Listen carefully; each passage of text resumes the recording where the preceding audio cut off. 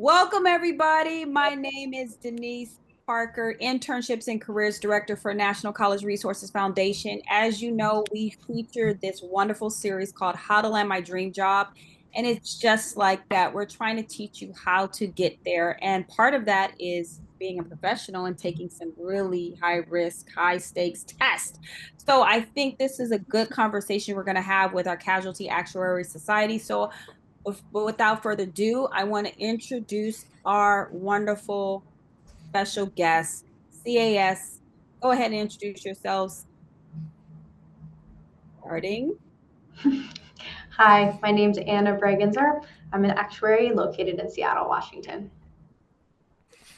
Hello, my name is Greg Stone. I'm a director and pricing actuary with Cypress Property and Casualty Insurance Company. Awesome. Thank you for joining us. So we're talking about this wonderful subject. So you guys go ahead and take it away. Again, if you guys have any questions, take it in the chat. You guys can put in the chat where you're from. I love it, love it, love it. So we can just shout it out while we're doing it. And I think it'll just get the excitement going. Okay. Whenever you guys are ready. Thank you. Absolutely. I'll go ahead and kick things off. I think this is a topic that I'm extremely excited to discuss with you guys. I think that this is applicable for all levels, from young to old.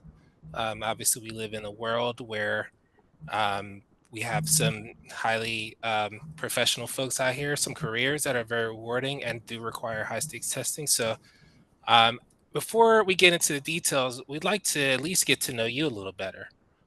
So, we do have a poll. If you have gone ahead and verified within Menti that you have access to vote, we'd like to kick off our first poll.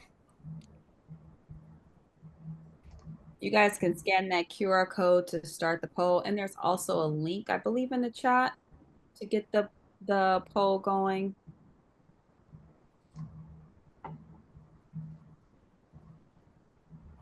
While you guys are doing that, I've seen some wonderful places all over the United States. Look at that. We got Northern California. We got Texas, Missouri, all over. Miami, Florida, Hawaii. Wow. That's amazing. Alabama, Maryland. I love it.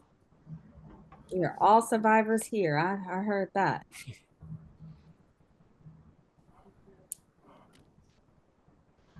You guys are done. Just give us a thumbs up so we can move right along. All right. So, who are you? I think this is relevant for our discussion. Obviously, as I mentioned, we have folks for all walks of life, all areas of life. So, I think this is good to just understand, whether you're high school, college, still going through that rigorous testing process, whether you have kind of completed your secondary, post-secondary education, but are at the professional level and are still being tested or interested in testing, parents of students that are interested in getting their children involved with careers, or other. I think just interested to know who you are and what your background is. So it looks like a lot of quite a good chunk of folks are at professional level already, which is great. I think this is engaging. I love to see the students there. The students are being represented fairly well. So, and the parents. So definitely relevant information. So excited to share.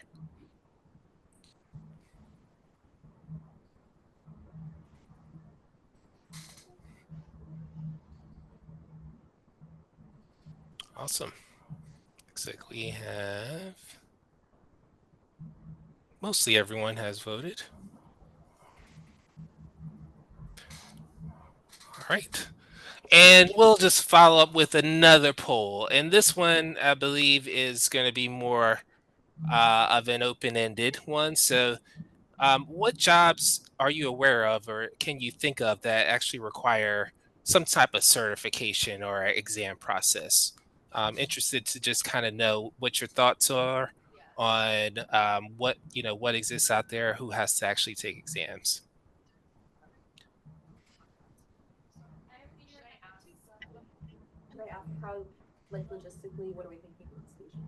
Yeah, I see a couple in the chat. I see IT, engineering. This is also a question that you can use through the polling system. There we go. Yes. Yes, this is like what's called word cloud, where you can type in your answers and they'll all show up as like a kind of a graphic on the screen. Cool.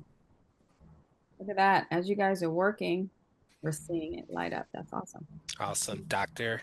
Yes, doctor is a big one. Dental assistant, lawyer, nurse, accountant. Yes, cybersecurity, civil engineering, absolutely. Pharmacy. Yeah, healthcare in general, Yes. well represented. If we put those into one big cloud, it would be a giant healthcare right in the middle.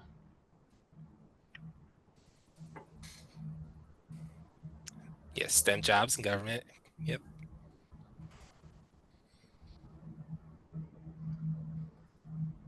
Awesome. Yeah, we've covered a good base of what we're going to discuss today. I'll kick it over to Anna to discuss some of the careers that we just talked about. Yeah, so that poll was a great way to kick this off. Here we're going to highlight a few, some of those that were just mentioned. Healthcare professions was the biggest thing mentioned. I think doctor was the biggest word, so we got it on our slide right there. Actuaries, that's what Greg and I do. Lawyers, so another public servant, the bar exam, LSAT, those sorts of things. Big tests required for that career field. I skipped ahead. Actuary, that's us, but we'll be well represented today. And architects and engineers, I saw that several places on that word cloud, so that's one that folks have definitely heard of before. So a lot of these are public servants. We've got some other different types of fields though: pharmacists, financial analysts, financial planners, accountants, a lot of money related things. Underwriters also work in insurance, just as actuaries do. So lots of careers, and this is by no means an exhaustive list. We saw plenty of others listed in that word cloud. Accountants, have I called that one out yet specifically? But yeah, lots of careers. And so I'll pass it back over to Greg to talk about why we have exams. Sure. Thank you, Anna. And this is, a topic that I think is very relevant in these fields, because in all of these fields, or most of the ones we've mentioned, the people there have a pretty important responsibility to you and I, the consumer, each of us. And each of them plays a different role in how they protect our best interests and needs. In the health field, obviously, you want someone entrusted to keep you alive, keep your heart pumping well, understand the implications of any medication they prescribe you, any medical procedures that they perform that have some kind of impact on your life. So obviously, the exam process is and should be necessary there. On the legal side, obviously, we're afforded many rights as free citizens here. The legal environment can be a gray area, a little bit tricky to navigate depending on the circumstances.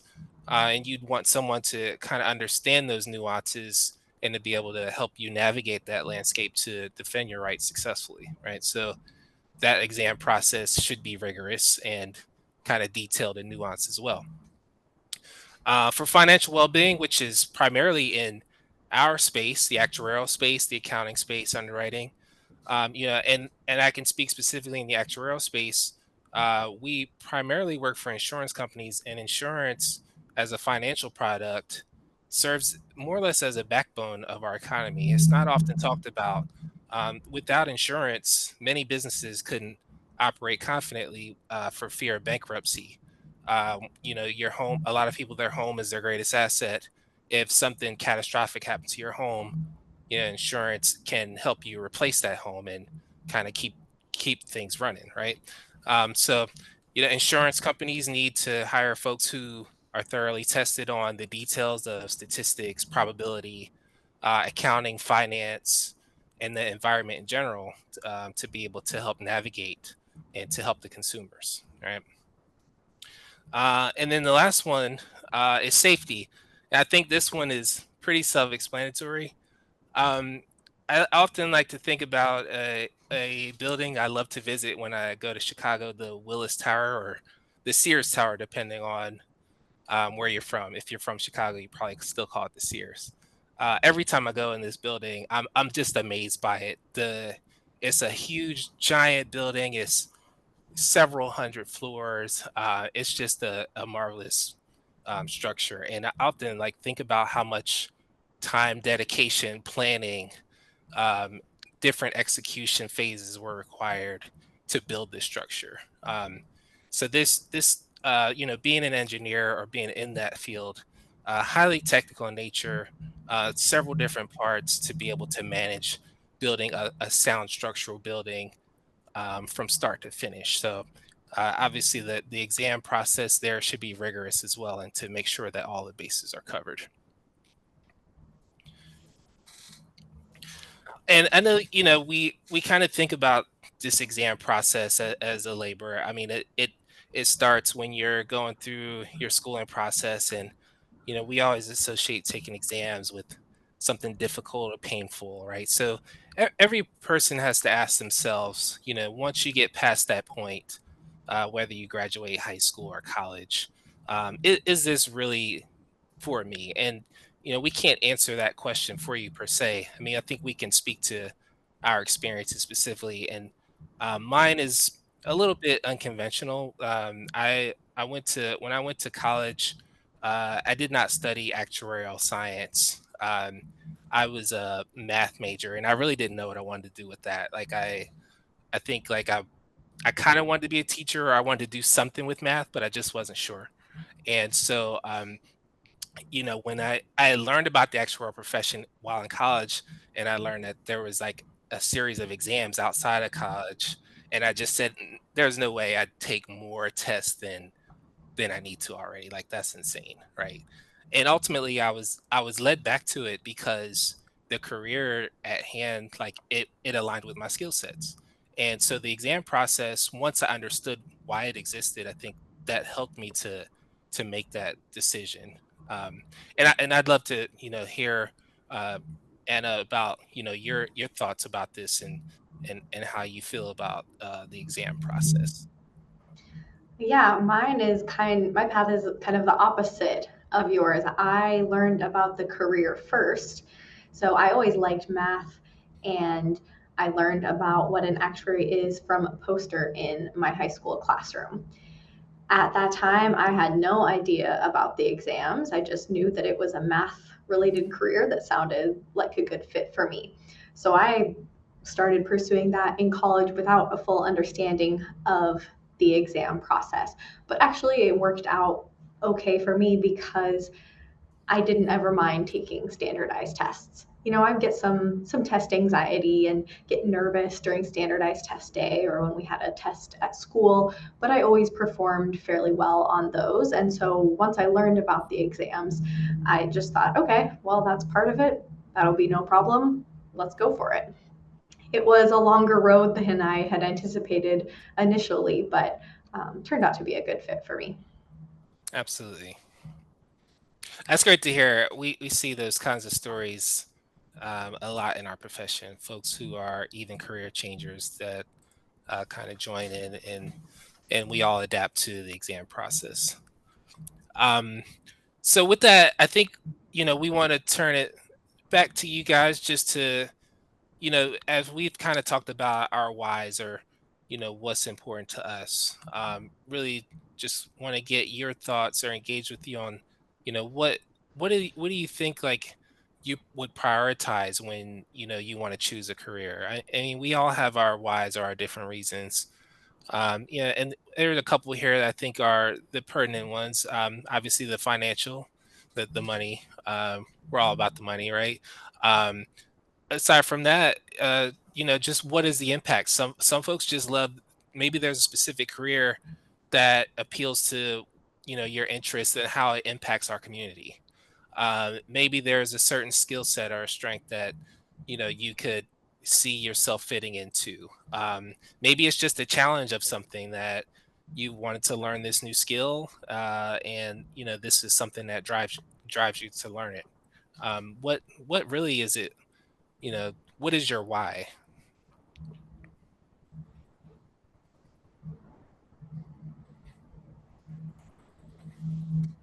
That's very interesting how making money, of course, is always number one, but using my skills and strengths, that is neck to neck to making money. Awesome. Yeah. That's amazing. I that I mean I think that's really important, and it helps to ensure success. That if you're doing something that you're good at and you love, it's gonna at least help ensure that you're gonna stay with it for the long term. It also ensures validation, Absolutely, most people want to be valued. The money is one part, but value is another, and your skills and strengths to show your value. absolutely, Mhm. Meeting your potential. And then I think that goes along with having an impact too. If you're in the right fit, it's kind of all can come together in the same way. It doesn't have to be one or the other.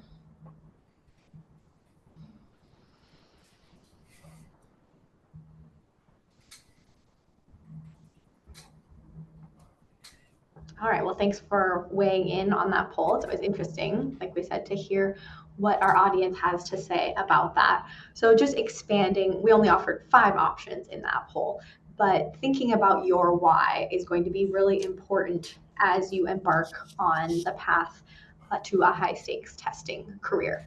So we all have our different reasons. Maybe it has to do making money, high earning potential. Maybe it's a stable career that doesn't have a high unemployment rate.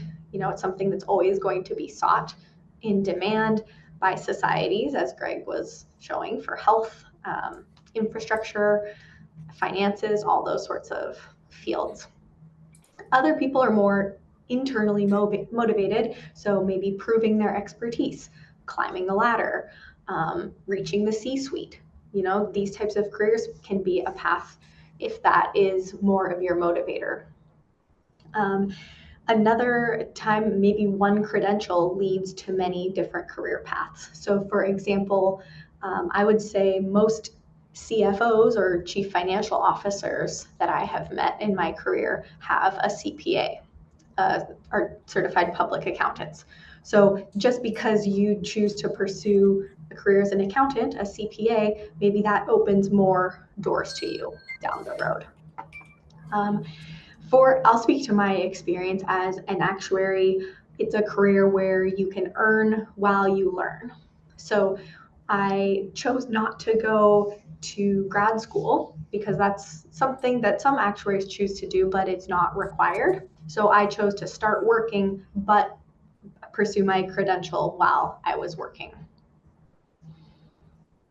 absolutely. And I think for me it was similar.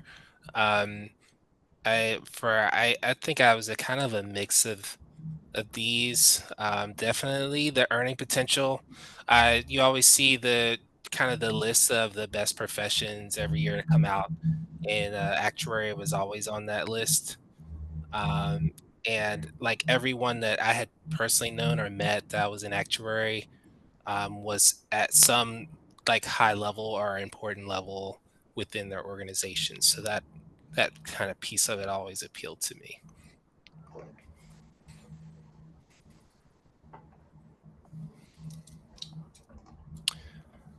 All right. Um, with that, I think we're going to offer one more poll, and this is really just another question that trying to get some kind of feeling from you, and this is related to the actual like test taking process and how you feel. I know me personally, I'm a very anxious test taker, and even if I've studied for many hours, it's just something about like your nerves and getting yourself to calm down. So, just want to know from you guys when you're thinking about taking tests, how do you feel? Are you excited? Do you feel calm? Is there anything that get you kind of where you need to be in a good headspace to take the exam. Generally, how do you feel walking into that test room?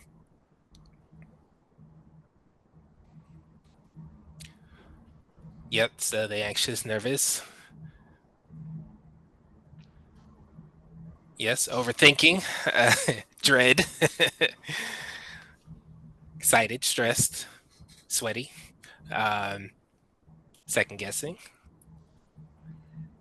I see a few positive emotions, a few Yeah. confident test takers Hopeful, in there, determined, determined. confident, competent. Yes. But yes, definitely the outliers, I would say, for a lot of Yes. us. Even if you feel prepared, it's hard to Yes. not feel nervous and anxious as well. Yes.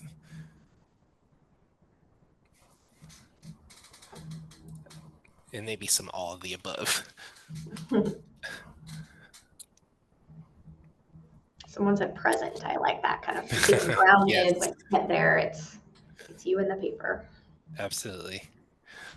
Um, I guess with that, obviously we'll next go into just our thoughts on some steps that you can take or should take, regardless of the career path that you're interested in, to at least ensure long-term success. And these are things that I think should be applicable in a general sense, for understanding. Even before you decide to go into a specific career or take a career path, you can actually perform these steps to help you evaluate, to understand, like, is this something I actually want to do? So the first one, the first step we suggest is to just map things out. Get to know the actual career that you're interested in. Um, and this is something that I think is probably a lot easier for us now with all of the technology we have out here.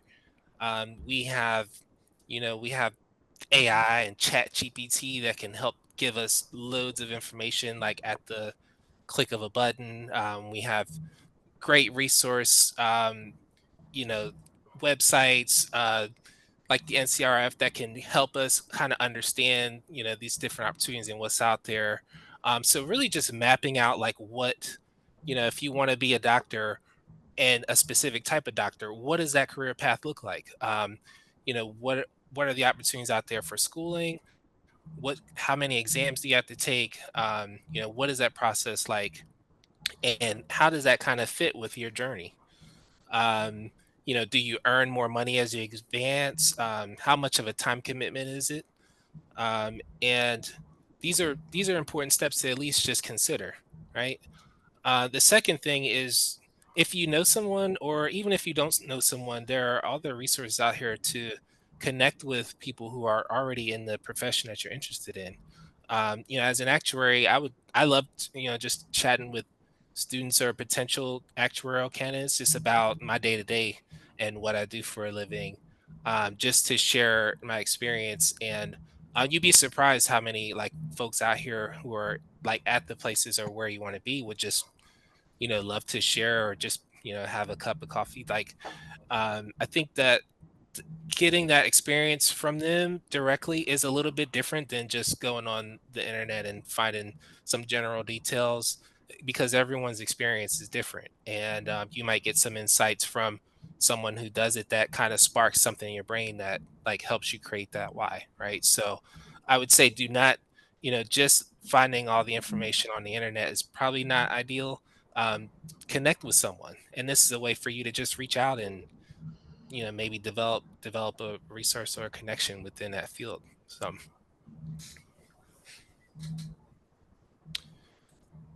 um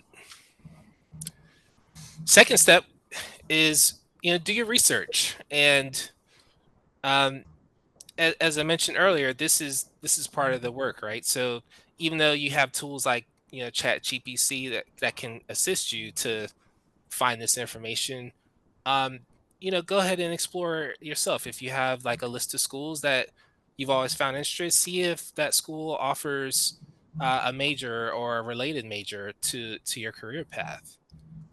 For obviously for actuarial science, there are schools that have actuarial science programs, and things that are catered or specific to those professions. Also, look for scholarships. There is an amazing wealth of resources for scholarships, um, that are both offered by schools and by organizations, um, nonprofits that exist that are, that have connections with organizations who are offering scholarship money, and also employers, folks who are, trying to attract new talent into the profession, younger folks and older folks sometimes who are, kind of like-minded and have that vision that they're willing to help you pay, not only to go through school, but for the exam process, which can be very costly depending on profession. So definitely do your research here. There's literally thousands of opportunities for assistance that exist. I think that this is kind of often overlooked just because it just seems like more work, but it's very, very much worth it to go through that process.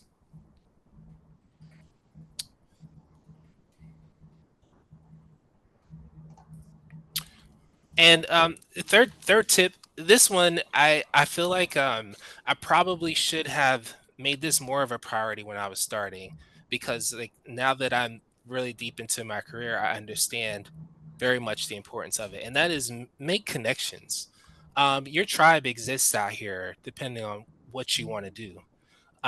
For we'll make some references to the actuarial profession, because this is kind of our tribes, or our group of tribes that you see listed here.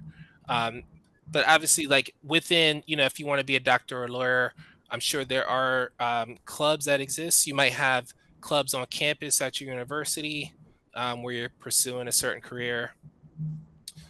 You might have fraternities or sororities. So for example, for like there's a fraternity called Gamma Iota Sigma that is for students interested in risk management and insurance, and there's a host of other fraternities and sororities that have, that are related to specific professions where you can kind of build your network out there. Um, you have affinity groups, so like the ones that are listed here. Within the CAS, we have a wealth of amazing affinity groups, like the IABA, OLA, NAWA, SAGA. Like there are so many of our tribes, and these are folks who are all over the country, and we have meetings, we have kind of our networking sessions where we get to know each other, and we help kind of build a group mentality to help support each other's like career advancement. And so for me, like when I started, I was more like solo. I kind of knew about some of the stuff, but I didn't engage with it. And now that I'm later in my career and just seeing the power of that, like it's amazing. I think that this is something that should be like priority number one for you, especially just starting out. Yeah, and I think that these groups, in addition to finding peers who are on the same path as you, can be a great way to find alumni, either from your school or maybe to connect with someone who's experienced in the field to act as a mentor. I know that a lot of these clubs have their own mentorship programs, so making these connections is multifaceted.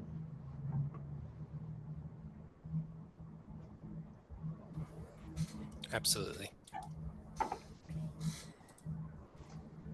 All right, this might be the piece that a lot of you came here for.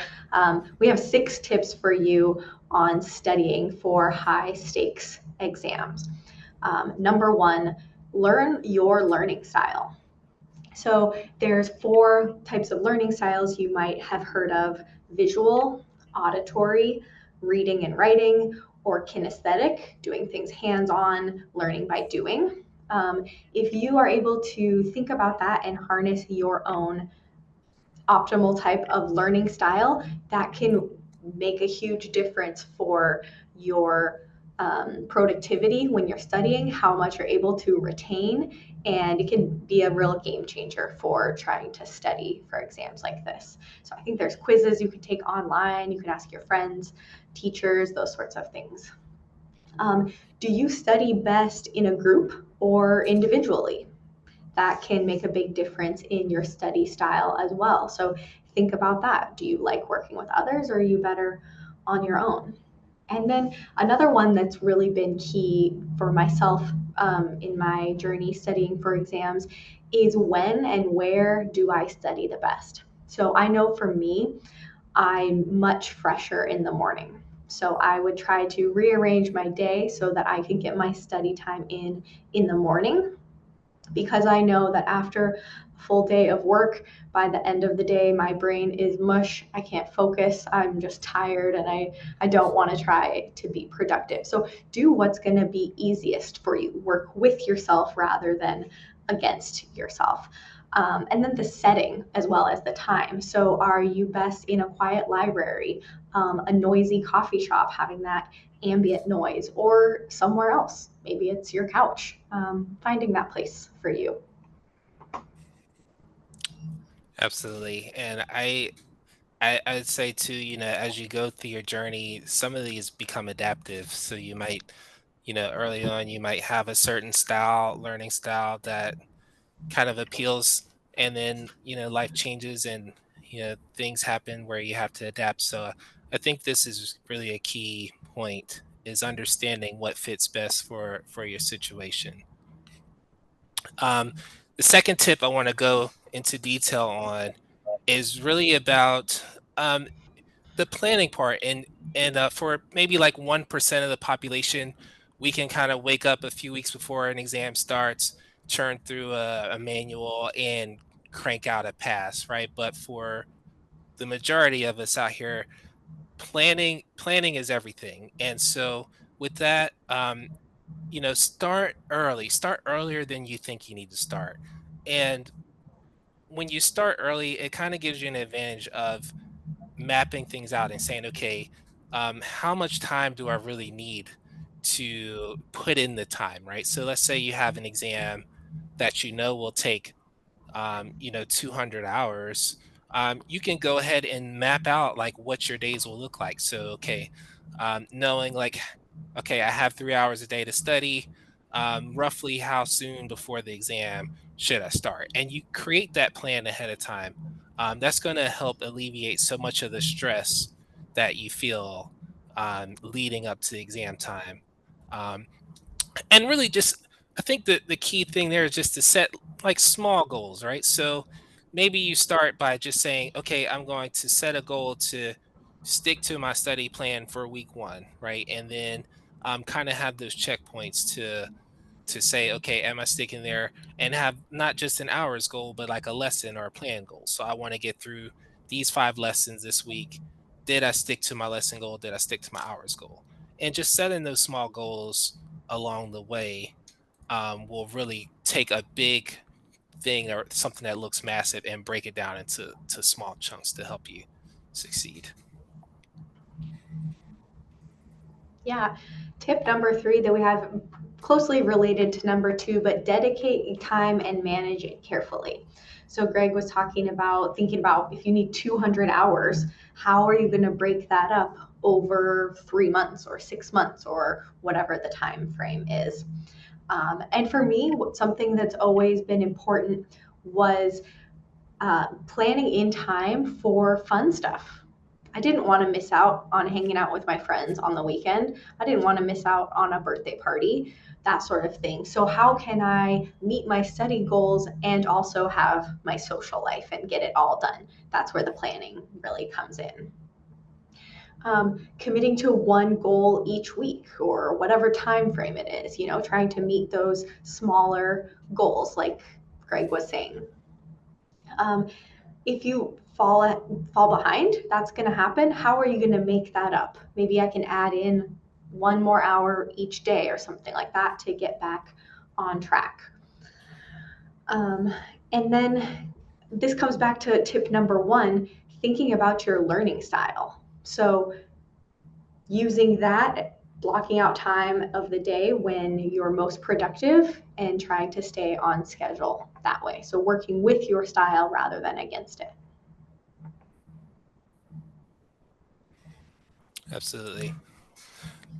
Um, our tip number 4 is one that I admittedly struggled with up until I started taking exams related to my profession. And I was one of those people who could kind of get away with getting good grades without having good study habits. Like I had to learn how to study. And this one really just relates to the quality of your study time kind of being more important than how many hours, right? So, um, we're all, and we just live in an age where we're always distracted by something. My phone is never more than 2 feet away from me um, at any time. And so, like, these kinds of things always exist as distractions. So, when you're studying for exams like this, you have to kind of be on guard against, how much these things affect you. You can set timers to basically put on do not disturb mode while you're studying.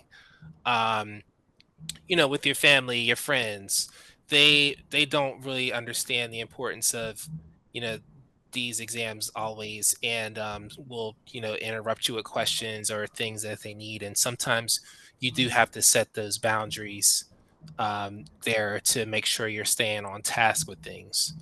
Um, obviously start, and this is a key one, starting with the end in mind. And by that I mean, um, when you're taking an exam, we kind of have this tendency to just dive right into the details. And most exams that we take have some kind of overlying theme or principle that is the objective of the exam. A good strategy I've kind of adopted throughout the process was to, every time, I kind of centralize that theme of that exam in every paper, or every like section that I read. I try to create like a literal diagram to say, how does this tie back to the central theme? And that has really helped me to keep perspective and not really get too far into the weeds on, on the details for the actual exam. And the third one is really just to, don't be so hard on yourself. It's a long process. It is a marathon. It's not a sprint. And, if you're sticking to things and you're doing the things that you set out to do, you know, find little treats here and there to reward yourself. Not, nothing big, but you could, go out and go to buy yourself a coffee or Krispy Kreme, something that you wouldn't ordinarily do, that you kind of shows as a treat or a break from the norm throughout the process, and just kind of creating these small mental wins to help you celebrate on this journey, which is, it's a difficult one. Yeah, I liked what you said at the beginning of that one, Greg. Quality over quantity. So there was times where I was having trouble passing my exams, and I said, well, I'm studying so many hours. Why am I not passing? And then I had to be honest with myself and realize that, okay, if I was watching a video, but I was on my phone at the same time, does that really count? Like, maybe not, so that sort of thing. And I started putting my phone in the other room so I couldn't even be distracted by it. Yeah, point number 5, lean on your network. So we hit this point hard a couple of slides ago. Finding people to study with, a study group if you're someone who does well with study groups, an accountability partner. That might be someone to study with, or it might be a friend who you asked to text you every week and ask me how my studying's going, that sort of thing. If you have to be honest with someone and, it's not very good lately, and here's why, that can be something to help you get back on track. Your coworkers, if you have people going through the same process as you at the same time, you can lean on them and work together. Or maybe it's someone mentoring you, someone who's been through what you're going through now, and they can be there to support you. We've also got those industry groups that we referenced a couple of slides ago. People in the same field as you can be a great resource to lean on. Absolutely. And I can say personally, I've used pretty much all of these at some point. The accountability partner is really, especially if you have someone who's just stays on top of you, it can really be a motivator. The study groups, you can just ask questions on things that you just don't make sense, and they can explain in a different way. So I think that that's a great host of tips there for networking. Um, the last tip is one that, when I was going through this process, and this was something that this was the main reason why I was at first hesitant about it, is, the feeling of failure to me often just came with so much emotion, um, in a bad way. And, I had to ask myself, like, is that something that I wanted to go through, as a working adult? And one thing I can say, having gone through the process is, it absolutely was worth it. And I would say, failure is normal. Um, you you're not learning, when you're failing, you're kind of learning too, right? Because often when you fail an exam, there was something or some series of things that you didn't know as well as you thought you did, and that process can be hard. Don't get discouraged about not getting the results, but instead just look at, um, where did I go wrong? So, the next thing would be just, learning, hey, what did I not know on this exam? I would often go back and just kind of look at where I missed things and ask myself, did I truly master that topic, or did I just kind of know it at the surface level?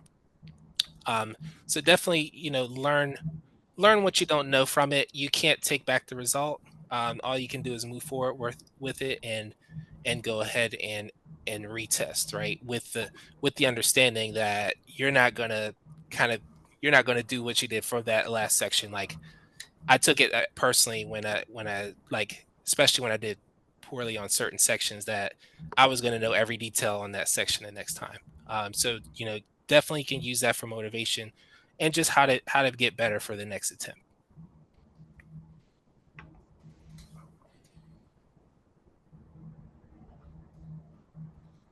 Yeah, you make some great points, Greg.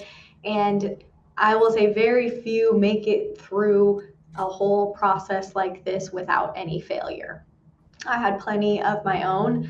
I It was an 8-year road or so for me getting through all of my exams. There were multiple times that I questioned, is this for me? Maybe I should quit and do a different job. Ultimately, I made it through. It's been very rewarding to have finished that path and has opened a lot of doors for me in my career. So it's been worth it, and I'm glad that I made it through. How about you, Greg? Uh, Absolutely. And I think about this often because when I set out on this journey, I had went to an internship. It was like a kind of a just a presentation for an internship, and I didn't really know much about profession. And I just took a leap of faith. And it, like you said, Anna, it is not easy. But looking at it today, it affords me to have, a stable career. I make great money. I have a family. Everything that I desired when I set out to do this. That one decision helped me to achieve all of that. So, in my opinion, it absolutely is worth it. And the exam taking process is just a part of the journey. And it's one that you can be proud of. There are many actuaries out here who all have their kind of stories, about the process and how it shaped them to be who they are. So look at it for what it is. You're kind of moving yourself into the echelon of, the 1%ers, the folks who know a great deal about their subject matter. You're becoming an expert on that, and that's the way it should be viewed.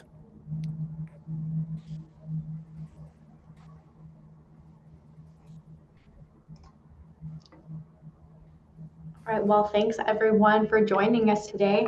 If you're more curious about what we do as actuaries, you can visit beanactuary.org. We've got a QR code there at the bottom. And if you're a college student considering pursuing a career as an actuary, we've got a QR code for that too. That's the CAS Student Central program. You can sign up for a free mentorship program that gives you access to tons of resources to support your career journey. We've also got a digital download for those 6 tips that we talked about. Is that a link we can click on? What will that be in the chat? I think you guys do have a something. I'll send it out, but before, I don't want to close out yet because we're now going to have a conversation Yes. for everybody, because you guys hear it, you guys see it. But let's talk brass tacks. Can you guys relate to this or not? I'm very real, so I want the, give me the egg face. It's like, okay, yeah, I've done that, but it's not working. Come on, give me some feedback. What have you worked on? What hasn't worked? You got too many distractions going on in your life. How many people are parents and they said, I can't level up because of, I'm a mom or a dad, and I got to stay on this one job for the rest of my life until I can get to that point. I mean, come on, you guys can relate. Type it in the chat. You can relate. Come on. Not, to a certain degree, but not fully. I lose faith in my network to see me. Okay. Okay, I can relate to that. Trying to just do it. I can relate. I'm in the IT field, and since technology is constantly changing, I'm always learning new things. Yes, it is. Yeah.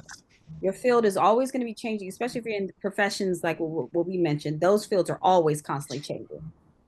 I can relate. How many people feel stuck in their job and they want to level up, but they just feel like it's just too much going back to school to learn a new, whatever that new thing is? And school might not be a 4-year or 2-year thing. It might just be like you have to take the certification. Okay. Scared about the direction of industry politics. Okay. Yes, yes. Me. Okay. So in all this being said, there's a couple of things that I want to just take away from here is that the relationships are key you got to create. That's number one. You got to know who your network is, and that's going to determine your net worth. It is all who you know in your fields. And I'm going to say it in a very, very broad way. Everybody has different fields that they're coming through. So we already started in the beginning of the conversations just saying like, hey, I'm interested in accounting, all this other stuff. These are high stake tests that I'm going to be taking. Are those the fields you guys are going to be pursuing? If you're focused on being an airline pilot, an aviator, or you're focused on being an accountant, you need to surround yourself around that industry to the T, and not just know the belts and whistles of the first part, like being a pilot. Let's use that as an example. But know how to become a mechanic too. Like you want to know if something happens, what to do so that I can be more equipped for that. So that when knowledge happens, when you have to take these high stake tests, I'm just using this as an example, you have more clarity of decision making in these tests. We'll use that for example, SAT, ACT, for our high school students who are going to pursue college. A lot of those questions on that test are related to actual events, and they put you in a situation. And then they tell you to find out an answer related to that situation and in your best knowledge. And a lot of people are not exposed to half the stuff that's on these tests. So they fail. Am I not right? You haven't been exposed to this. You really need to read more, listen to webinars and podcasts, or read books or listen to the industry experts, and just surround yourself, because situations change so much. The terminology may stay the same, but that can be a situational thing on the test that's freaking you out, and you're like, I've never dealt with that before. Does anybody have any feedback from that? Like when I'm shooting out there, like any that you're relating to? Anna, George, Lisa. Yeah. I mean, you're absolutely right. And I see a lot of folks, especially folks who are in careers where with IT and related to IT and the effect of, AI and how it's changing everything. Our world is changing so rapidly because of the way technology is moving. And we're constantly being tested, whether that's on paper or in the real world, right? So we're always facing new threats. If you are a cybersecurity expert, your job just got infinitely more difficult, right? And so this is something I think as professionals, we can't escape being tested, and because that helps us to kind of keep our tools shed like up to date, right, for the changing environment. And we can't change the environment. We just have to adapt to it. That's the challenging part. Even as actuaries, we face some similar things. We have AI affecting insurance, and we're having to adapt to how insurance is being rated and how do we deal with this. So it absolutely is a challenge for us to kind of embrace that mindset of always being tested. When you're also studying something like a test, you're learning every aspect of one subject matter in like in a time span, and you can't retain all that information. So you have to find out, sometimes you might gravitate towards information because you have a niche for it. You have you find that it's more relatable to you. Sometimes that's where it starts to grow, like really honing in on developing more awareness and knowledge of the subject by starting with something that you love about the subject. If you're not interested in being an engineer, why are you taking a test to become an engineer? Because your mama or your daddy, or I'm just being real, or this is what your grandfather told you to do, or this is where you've been all your life and you just want to continue.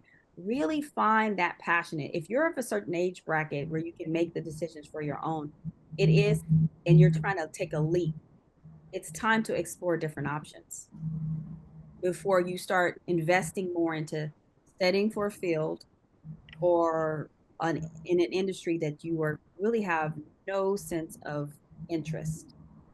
So finding those interests can actually lead to better testing subject. For those people who are interested in real estate, becoming a realtor or selling or flipping homes or buying or investing, sometimes going through the coursework makes them have a better understanding of what the subject matter when they're going to invest.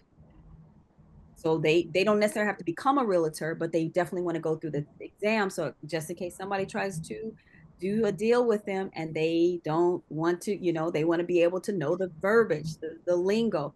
It might just be that awareness for those people who want to advance their career. You have to know your why the entire way, not the why what others want for you, is what you want for yourself. Mhm. So I would love for you guys, if you can, and this is not a test or anything, I want you guys to start to write down at this very moment, just take 30 seconds to write down your why you want to take these exams. Why do you want to go into this career? Because we're going to fail at a lot of things, but it's a journey. It's a career journey. It's not like, oh, you got to make it the first time. A lot of people, the most failure you're going to have is it's going to be constant and you're going to learn from failure. Well, if anybody wants to share, that would be great. You can place it in the chat. You do not have to share.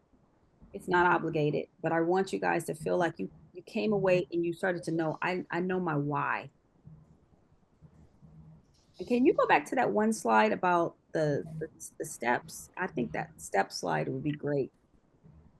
Get another high, Miss Elizabeth said, to get another high paying job, and more companies are requiring certifications. Yes, they are. They want Yes. you to have certification. Why is that, Anna and Greg? Why do you think that is?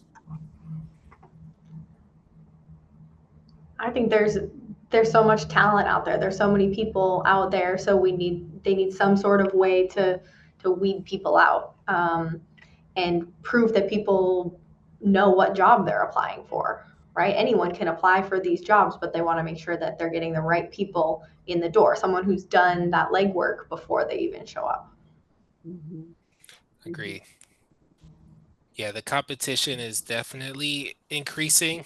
Um, especially if you're in a career field that is highly desirable. You've got younger folks coming out with more knowledge, more access to knowledge, and they're going to make sure that they have your people, which I think it's a good thing, and it's a challenge too. It's a good thing if your company is encouraging you to get certified, because you can actually put this on your resume. I mean, this is something that makes you marketable as well.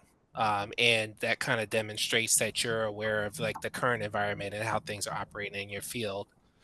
um, yes, but also I think there just kind of exist so many challenges that to navigate the environments in these different fields, that some of these certs are being required related to the changes in technology that are happening. So here's a thing that you guys can do now that you guys are kind of understanding your why is number one, on the entry level, the mid level, and the senior level or executive level, those four different levels of a job. Pull a job posting on those different four levels. I tell this to all my students every time I teach a seminar related to job and career mapping. Pull a job description.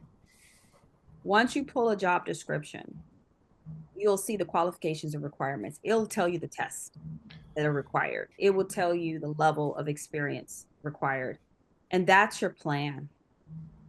So as you're going towards those educational components of that part of those job postings, where you're going to school or going to get recertified, you'll just start to discover if you're really interested in this particular role versus something else that's within that industry. Because all the industries that you guys mentioned in the beginning are broad. There's not one particular part that you can say that this is it. Even as a doctor, there's so many specialties within becoming a medical professional. And you don't have to necessarily be a person who's like a surgeon, you can be a researcher. So it's finding what you're capable of based on your skill strengths, your soft skills, your technical ability that actually outlines and hones in your possibility. Does that make sense? Yes. So when you have your possibilities already kind of mapped out, then the path becomes clear and the test that you're taking will not be a waste of your time.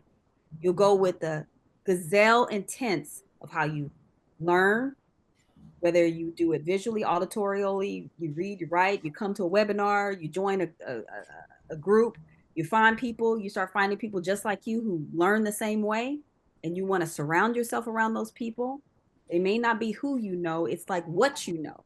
It's the what you know you were looking for because they know what you know. And you're like, okay, you know a little bit more than I do, but we learn the same way. Thank you. Okay. Creating those relationships. And then understanding the marathon, not the sprint, is very important.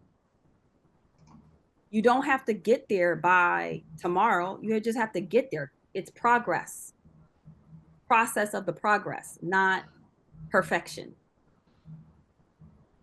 The process of the progress is not about gaining perfection. It's about learning. And remember, in tech, in all the things that you guys mentioned as fields, it's agile. Everything's moving, it's changing, it's constantly growing. So you don't have to stay in one particular area, especially how technology has changed and shifted every industry.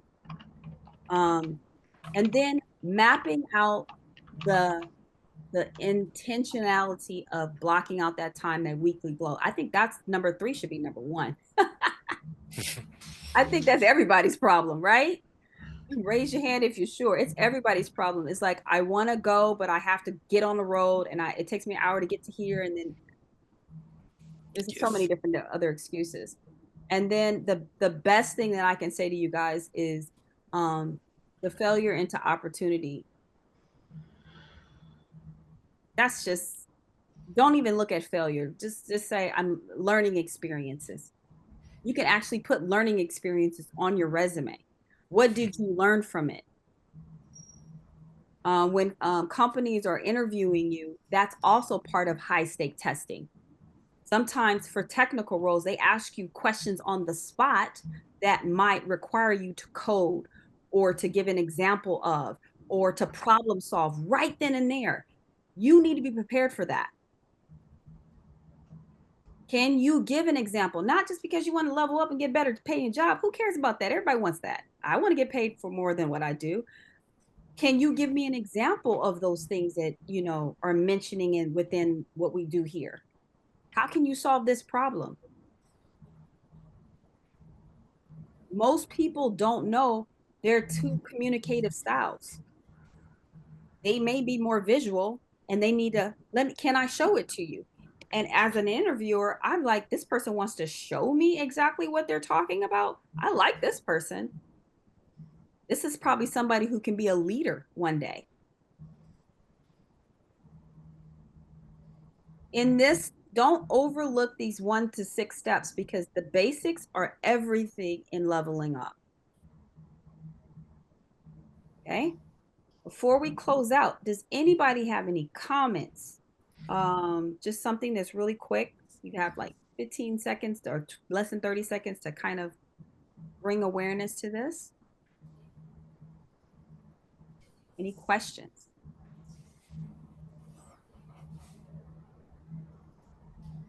If you're on mute, you can raise your hand and you want to come off mute, you're more than welcome to.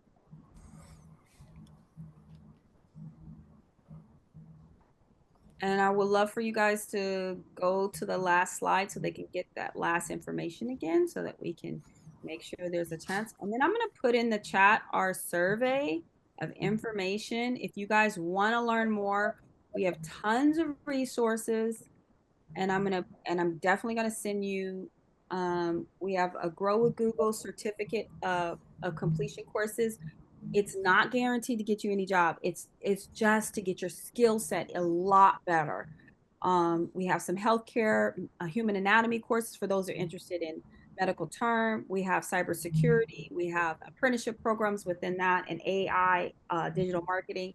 So if you're interested in any of these, I'm going to put our exit survey on the chat. And if you just have a question, we're here to serve.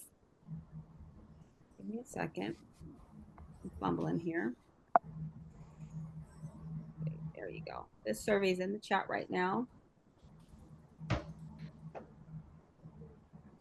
We're going to send you a little digital download for you guys to send to you. So, and then also the copies of this.